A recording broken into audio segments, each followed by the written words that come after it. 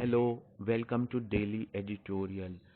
आज की इस वीडियो में मैं आपको आज के द हिंदू न्यूज़पेपर यानी 27 अप्रैल 2020 के द हिंदू न्यूज़पेपर के एडिटोरियल कॉलम में से पहले आर्टिकल सेफ रिटर्न को आसान हिंदी भाषा में एक्सप्लेन करूंगा और इसमें जो डिफ़िकल्ट वर्ड्स यानी कठिन शब्द आए हैं उनके अर्थ के बारे में, उनके मीनिंग के बारे में भी हम बात करेंगे। इस आर्टिकल का जो टाइटल है वो है सेफ रिटर्न यानी सकुशल वापसी। ये आर्टिकल जो है ये है प्रवासी मजदूरों का जो लॉकडाउन के दौरान पलायन हुआ है, जहाँ पर वो काम करते थे और जहाँ के वो रहने वाले हैं उस स्थान की तरफ यानी काम वाले स्थान की तरफ से जो उनका नेटिव प्लेसेस हैं उनकी तरफ जो पलायन हुआ है और इस दौरान उनके द्वारा जो परेशानियों का सामना किया जा रहा है उसके बारे में ये संपादकीय लिखा गया है, एडिटोरियल लिखा गया है। इसका जो टाइटल मैंने बताया वो सेफ रिटर्न यानी सकुशल वापसी है और इसका सबटाइटल है अमिड द कोविड-19 क्राइसिस। कोविड-19 संकट के बीच the distress faced by migrant workers must not be ignored. जो प्रवासी मजदूरों के द्वारा सामना की जा रही परेशानी है उसको इग्नोर नहीं किया जाना चाहिए। अब शुरू करते हैं जो आर्टिकल लिखा गया है। ये तो टाइटल और सबटाइटल था। A month after one of the most stringent global lockdowns was imposed in India to tackle the pandemic, the travels of the migrant workers have shown no signs of ending. अब तक के सबसे कड़े global lockdowns में से एक महीने बाद इंडिया में लागू किए जाने के, जो कि इस महामारी को से निमटने के लिए लागू किया गया था, उसके एक महीने बाद जो प्रवासी मजदूरों की परेशानियां हैं उनके ख़त्म होने का अभी कोई संकेत नहीं है। तो दोस्तों इसमें जो है हम इसको थोड़ा पीस बाय पीस करके स्टडी करते हैं। इसमें पहला जो क्लॉज है सेंटेंस की वो है a month after one of the most stringent global lockdowns was imposed in India to tackle the pandemic। तो इसमें आप इसको one of the most stringent global lockdowns, अब तक का सबसे कड़े लॉकडाउन्स में से एक, one of the most, one का मतलब एक, of the most stringent global lockdowns सबसे कड़े ग्लोबल लॉकडाउन्स में से एक, वाज इम्पोज्ड इन इंडिया जब इंडिया में इसको लागू किया गया, टू टैकल द पेंडेमिक महामारी से निमटने के लिए। उसके एक महीने बाद द ट्रैवल्स परेशानियां ऑफ द माइग्रेंट वर्कर्स प्रवासी मजदूरों की परेशानियां have shown no signs of ending खत्म होने का कोई संकेत उन्होंने नहीं दिया है। किसने? द ट्रैवल्स यानी परेशानियों ने।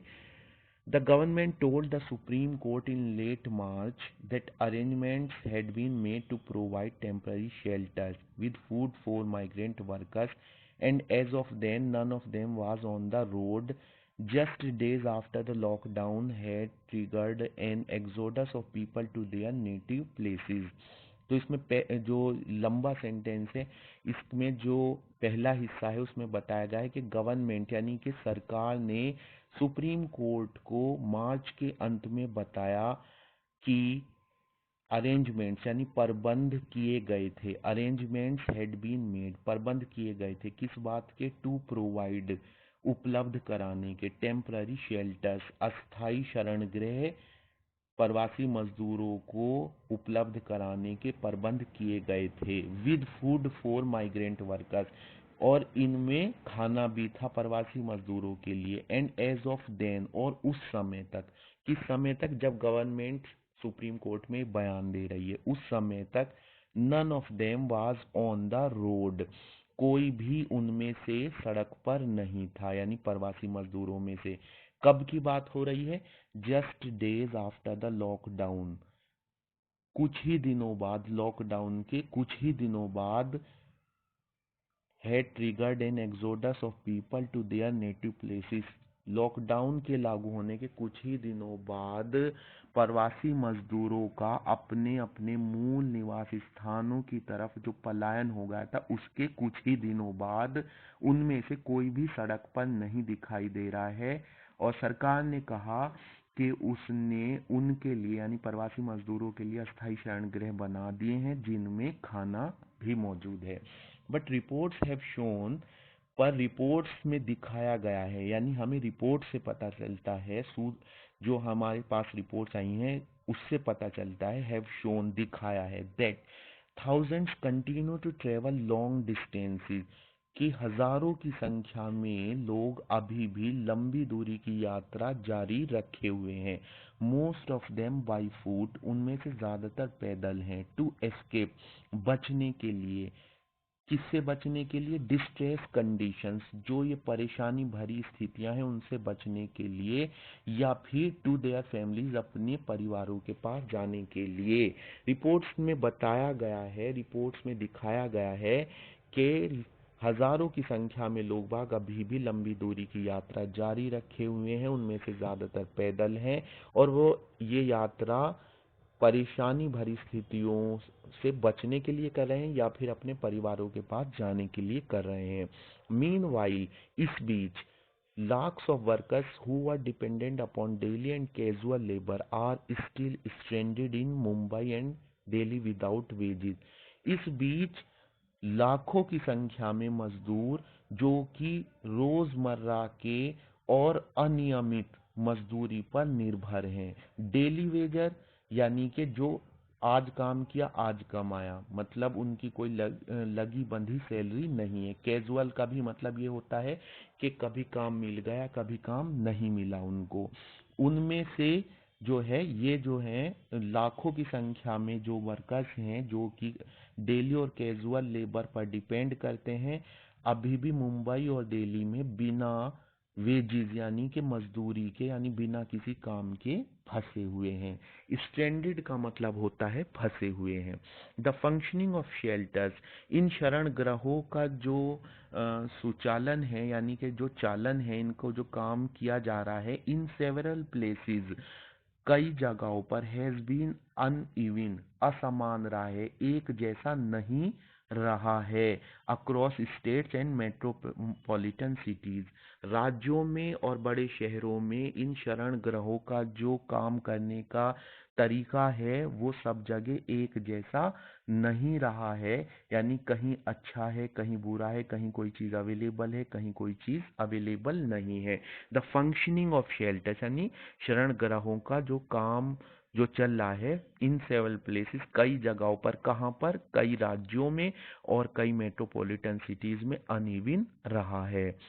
With the ongoing lockdown hurting the economy, जबकि ये जो लॉकडाउन है ये इकोनॉमी को नुकसान पहुंचा रहा है, इस बीच the finance ministry's relief measures have been insufficient in providing for their needs, जो वित्त मंत्रालय के राहत के लिए उठाए गए कदम हैं वो इनसफिशिएंट यानी नाकाफी रहे हैं उनकी जरूरतों को पूरा करने में। किनकी? प्रवासी मजदूरों की।